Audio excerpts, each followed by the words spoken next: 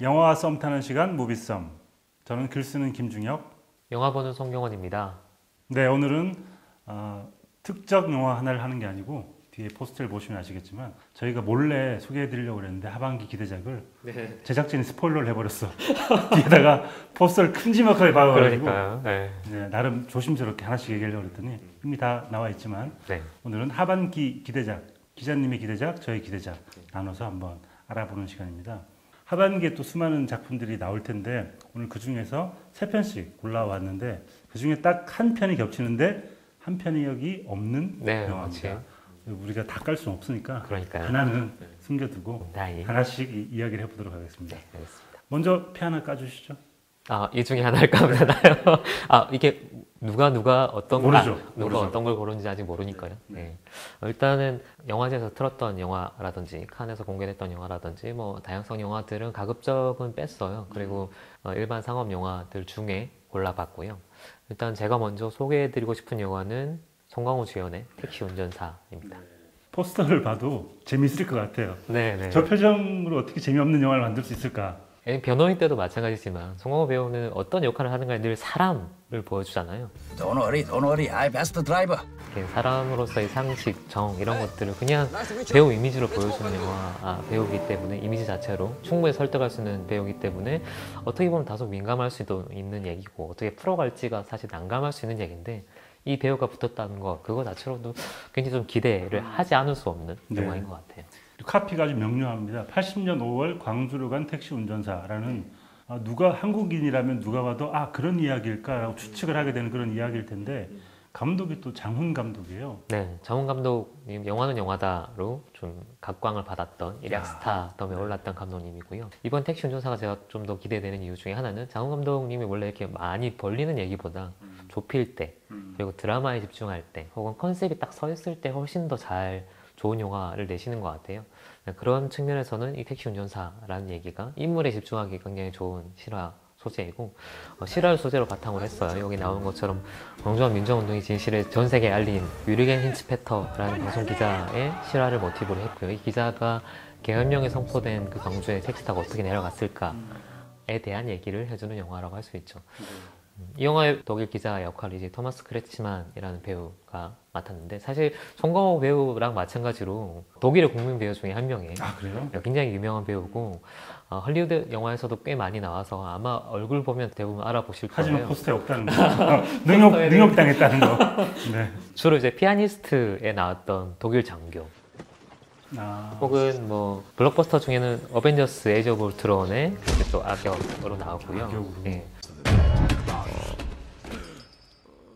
주로 독일군 장교 전문 역할로 많이 알려져 있어요. 근데 속상하겠다 독일 사람들은 악역으로만 나오니까. 네, 그렇게 단계를 밟아가서 지금은 좀 역할을 확실히 넓히고 있는 단계이고 독일에서는 굉장히 진짜 유명한 배우시고 그 배우의 또 색다른 좀 어떻게 보면 평범한 독일군 장교 복장이 아니라 평범한 복장을 하고 있는 연기를 볼 수 있다는 점에서도 굉장히 좀 기대가 되는 작품입니다.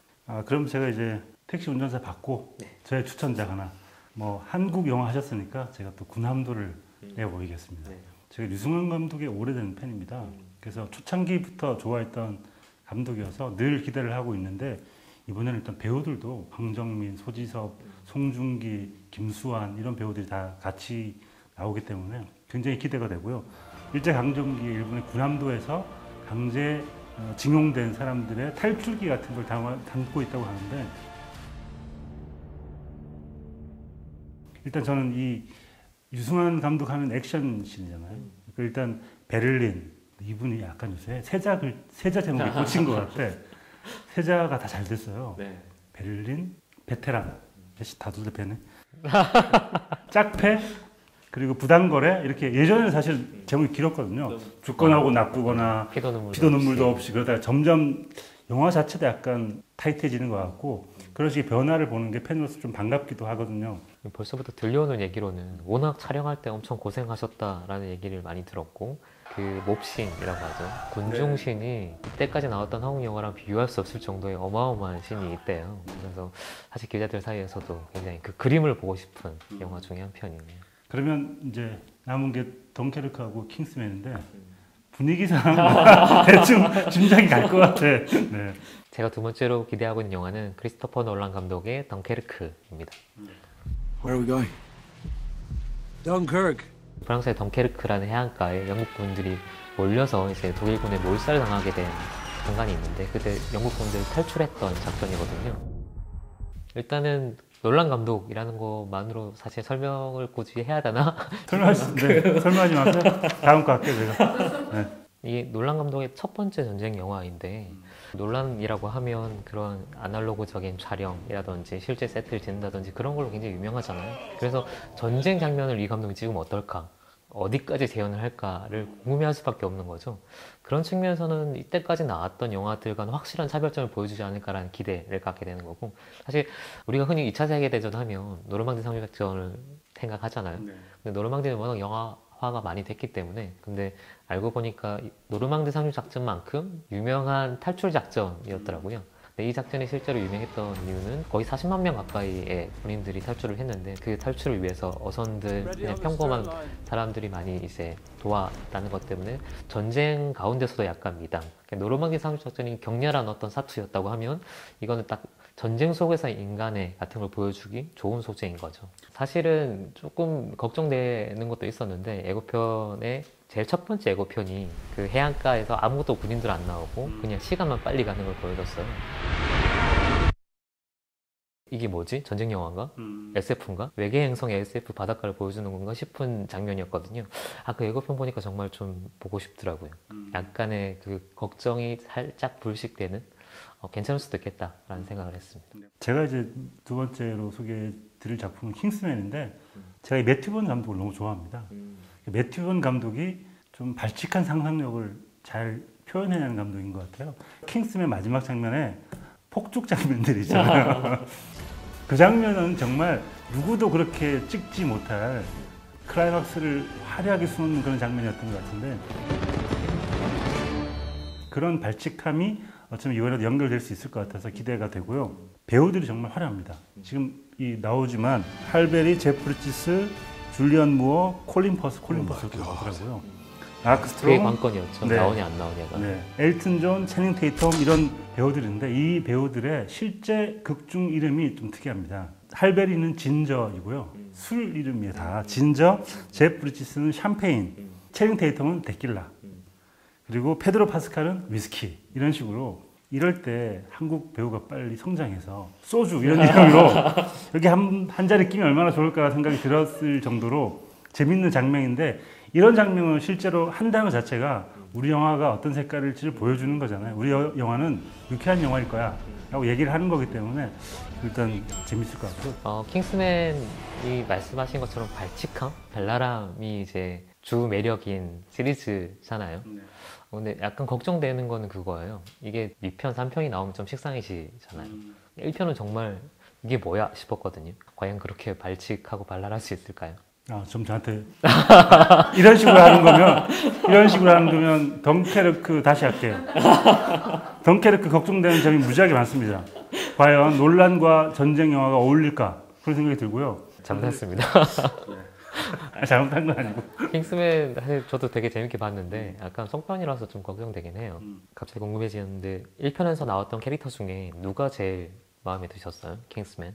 아무래도 주인공인 에그시가 저는 주인공 같지 않아서 좋았던 것 같아요. 보통 주인공이라고 하면 키가 훤칠하게 크거나 잘생겼거나 그런데 에그시는 약간 평범해 보이는데 시간이 지날수록 약간 잘생겨 보이기도 하고 뭔가 새로운 어떤 매력을 느끼게 해주는 캐릭터라서 좋았던 것 같습니다. 저는 그 악역으로 나왔던 발렌타인. 네. 몇 년산? 사무엘 잭슨이 맡았던 그 발렌타인. 사무엘 잭슨이면 한 56년산 되지 않나요? 네. 정말 이때까지 보도 듣도 못한 악역. 햄버거, 맥도날드 햄버거를 먹고 막 이렇게 힙합 모자 쓰고 다니고 그 캐릭터 자체가 되게 많은 변주가 있는 것 같아서 그것도 사무엘 잭슨이 했다는 게 또 매력적이었고요.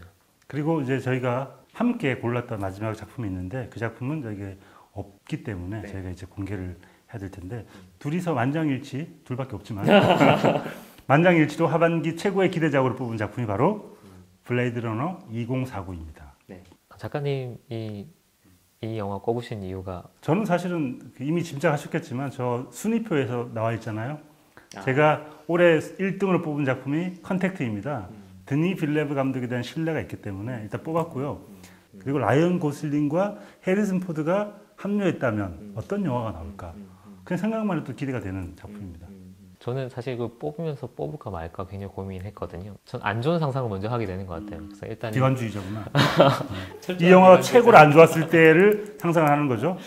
블레이드 러너처럼 약간 고전 명작이 된 클래식이 된 영화들은 개인적으로는 가급적이면 안 건드렸으면 하는 느낌이 있거든요. 근데 이제 아까 말씀하신 것처럼 감독이 드니 빌레브다라고 해서 어느 정도는 야 괜찮지 않을까라는 기대를 하고 있는 영화입니다. 그리고 드니 빌레브 감독이 시간과 공간을 굉장히 잘 쓴다라는 생각이 드는데 이 감독의 전작이 그을린 사랑, 프리즈너스, 시카리오, 컨택트 이런 영화를 보면 시간과 공간의 결합으로 새로운 세계를 만들어내는데 굉장히 타고난 사람인데 이 2049, 그러니까 2049년 얘기겠죠? 2049라는 이 시간 그리고 예고편 보면 그 행운이라고 한글이 나옵니다.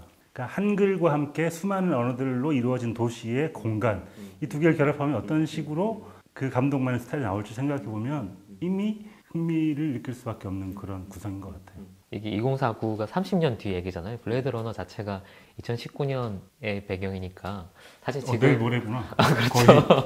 얼마 안 남은 배경인데 거기서도 30년 더 갔을 때의 모습들을 드니 빌레브란 감독이 과하지 않은 상상으로 보여줄 것 같아서 일단 믿음이 있고 인물을 굉장히 잘 그려내는 인물의 약간 딜레마나 갈등 같은 거를 잘 포착하는 감독 중에 한 명이라서 원래 블레이드 러너가 SF적인 볼거리보다는 그쪽에 훨씬 치우쳐 있는 작품이잖아요. 질문을 하는 작품이기도 하고 그런 부분의 매력을 좀 살릴 수 있지 않을까 해서 기대 반 걱정 반으로 지금 보고 있습니다. 다 기대 반 걱정 반이세요. 그냥 자기가 제작자도 아닌데 기대만 해요. 뭐 이분들 이 정도 분들은 그 정도는 다 보증을 해주시는 분들이기 때문에 믿고 몸을 맡기시면 충분히 즐길 수 있습니다. 너무 걱정 많이 하지 마세요. 기본적으로 저는 비관주의자라서. 네. 네.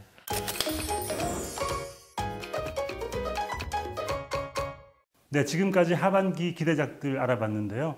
여러분들도 이 댓글로 하반기 기대작들을 얘기해 주시면 좋을 것 같습니다. 기대하는 작품 그리고 기대하는 이유를 남겨주시면 추첨을 통해서 영화 예매권을 선물로 드리겠습니다.